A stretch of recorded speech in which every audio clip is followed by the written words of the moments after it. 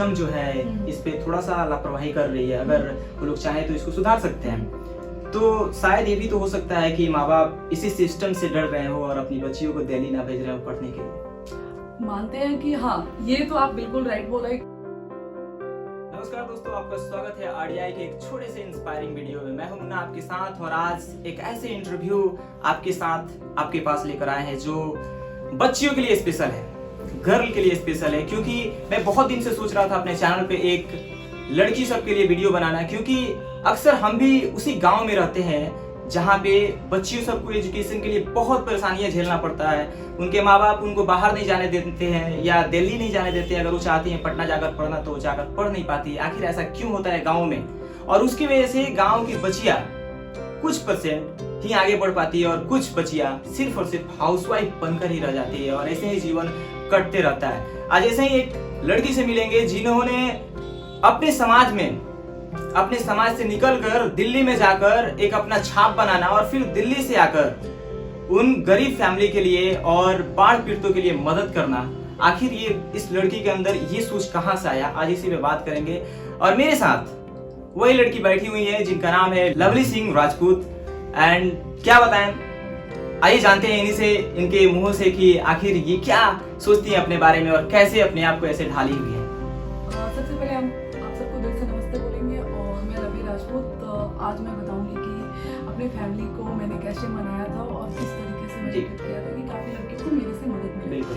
सबसे पहले तो अपनी फैमिली का भरोसा जीतना पड़ता है और काफ़ी अगर आपने ठान लिया है कि मुझे कुछ करना है, काफ़ी लोग अपनी मस्ती और एंजॉय के लिए अपना सोचते हैं। अगर आपको कुछ करना है, अभी ये जो टाइम है, सबसे पहले तो इस टाइम को गंवाना नहीं है। जो आपको टाइम अगर फैमिली आपको देती है और आप जब गांव में एजुकेशन करते हो, अपने टाइम जो भी है जैसा भी है, आपने अपनी फैमिली को किस तरीके से ट्रीट किया है और आपकी फैमिली मानते बहुत सारे स्ट्रिक्ट है, उनको आपको अपने अकॉर्डिंग बताना पड़ता है। अगर आपने कुछ ठान लिया है कि मुझे करना है, जब आपको खुद पे भरोसा जिस दिन हो जाएगा कि मैं ये चीज़ कर लेंगे, तो ऑटोमेटिक आपको फैमिली जो भी आपके फैमिली में जो भी सदस्य हैं ऑटोमेटिक समझेंगे कि ये लड़की ये चीज़ करेगी।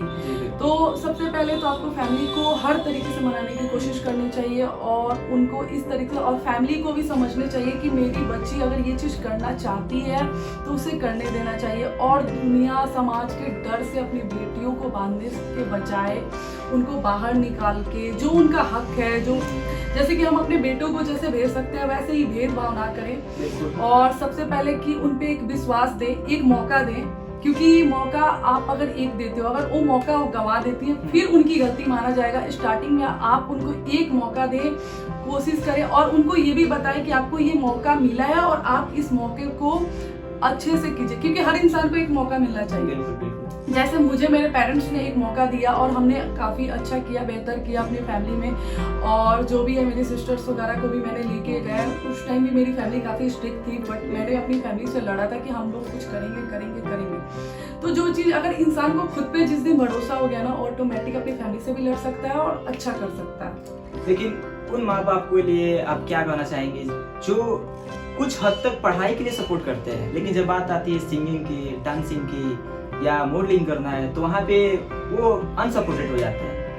वो उनकी डर एक समाज के प्रति होता है, लेकिन समाज, आपको मैं बता दूं, जिस दिन आप कामयाब हो गए तो ये समाज और ये दुनिया कुछ नहीं सोचता है। उस दिन वही समाज आपकी बच्ची के साथ फोटो लेके बोलेगा कि ये इनकी बेटी है और ये हम इनके साथ फोटो निकलवाए। स्टार्टिंग में लगता है कि ये कैरियर बहुत खराब है, लेकिन आपको अगर खुद पे गट्स है कि हम अच्छा करेंगे, हम किसी गलत रास्ते पे नहीं जाएंगे, तो आप बेहतर करोगे। और उस फैमिली को सबसे पहले अपने बच्चों पे भरोसा करना चाहिए।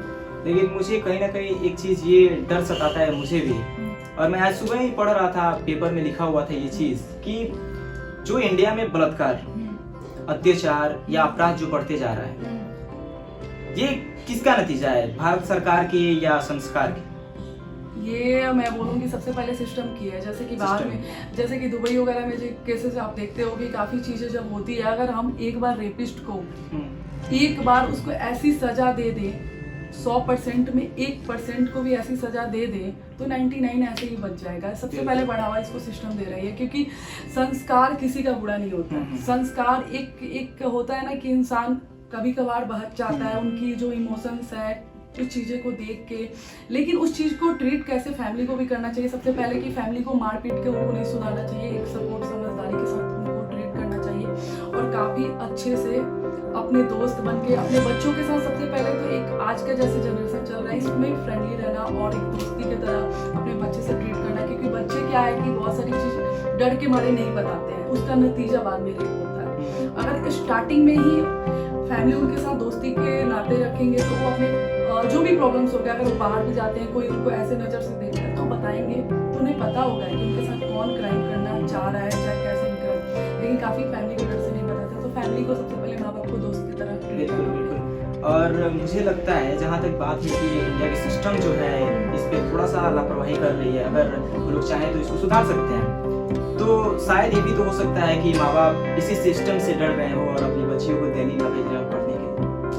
मानते हैं कि हाँ, ये तो आप बिल्कुल राइट बोल रहे हैं कि सिस्टम से डरती है, क्योंकि यहाँ की सिस्टम काफ़ी स्लो है और काफ़ी इसका नतीजा ये है। लेकिन इसके लिए हम लड़कियाँ तो स्ट्रॉन्ग, सिस्टम से हम कब तक करेंगे, स्ट्रॉन्ग बनना होगा और इस चीज़ से हमें लड़ना होगा, और मुझे लगता है कि हम लड़ सकते हैं अगर सब एकजुट होंगे। उन लड़कियों के लिए क्या करना चाहेंगे, क्योंकि मैं भी एक लड़का हूँ और शायद मैं उस प्रकार का नहीं हूँ, लेकिन बहुत ऐसे बच्चे हैं जो ऐसा कारनामा करते हैं। अगर कोई लड़की रोड पे चलती है तो उसको कुछ बोल मार देते हैं या रफ लैंग्वेज यूज करते हैं, कुछ भी बोल देते हैं, और लड़कियां कुछ उस पर रिएक्शन नहीं ले पाती। कुछ लड़कियां हैं जो रिएक्शन लेती है, मैंने खुद देखा है कि कुछ लड़कियां हैं जो रिएक्शन लेती है, लेकिन कुछ लड़कियां हैं जो डर की वजह से नहीं रिएक्शन लेती है, शायद उनके साथ कुछ बुरा हो जाएगा या कुछ।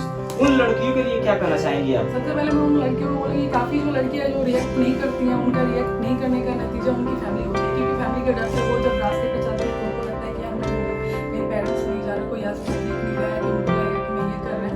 सबसे पहले उसकी गलती के जिम्मेदार उनके पेरेंट्स होते हैं, क्योंकि जिस दिन पेरेंट्स ने बोल दिया ना कि उल्टा अगर तुम्हें कोई कुछ बोल रहा है ना तो उल्टा तमाचा मारो, मैं तो बोलती हूँ उनको वहीं पे खड़े करके 10 धुट्टे भी मारो, ऊपर से उनको ऐसे सुधारो कि वो खुद सुधर जाए, और उनको पूरा अच्छे से सुधारो, उनको बता के सुधारो कि तेरी बहन मेरी जगह पे होती तो तुम क्या करो। जिस दिन उनकी बहन और माँ का रियलाइज मारते हुए कराओ ना तो खुद सुधरेंगे। बिल्कुल, ये एक मतलब बात की जाए ना तो ये एक रियलिटी है, लेकिन थोड़ा सा उन बच्चों के लिए जो ये करते हैं उनके लिए आप एक लड़की हैं तो क्या करना चाहेंगे? मेरे सामने तो आजा सीरियसली बोल रहे हैं कि अगर मेरे को भी बहुत टकराया, लेकिन मैं तो बोल देती हूँ, मैं सीरियसली बोलूँ तो मैं बर्दाश्त नहीं करती, मैं मार दूँ। मेरे चैनल के माध्यम से आप क्या करना चाहेंगी, क्योंकि मेरे चैनल का रियलिटी देखो इंडिया जो मैंने बनाया है, रियलिटी देखो इंडिया, इसका एक ही मकसद है कि सिर्फ और सिर्फ रियलिटी दिखाना। मैं जो भी वीडियो बनाता हूँ यहाँ पे या जो भी इंटरव्यू लेता हूँ उसमें सिर्फ रियलिटी बातें होती है, जैसे आज हुआ।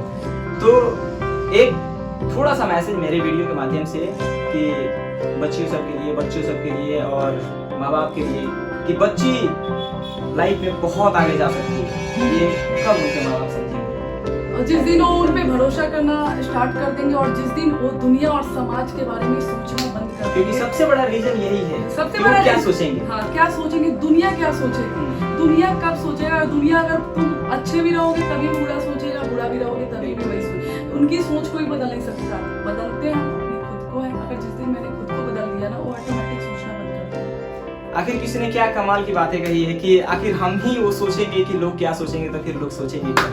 खैर कोई नहीं, मिलेंगे फिर दूसरे वीडियो में, तब तक बने रहिए हमारे साथ और ऐसे ही इंस्पायरिंग इंटरव्यू में मिलेंगे और बने रहिए हमारे साथ। अगर आप चैनल पे नए हैं तो जरूर सब्सक्राइब कीजिएगा चैनल सबसे को। पहले दिल से नमस्ते और प्रणाम, और इनके चैनल को सब्सक्राइब करें और लाइक करें और इनको and thank you so much कि आपने टाइम दिया मेरे चैनल के लिए।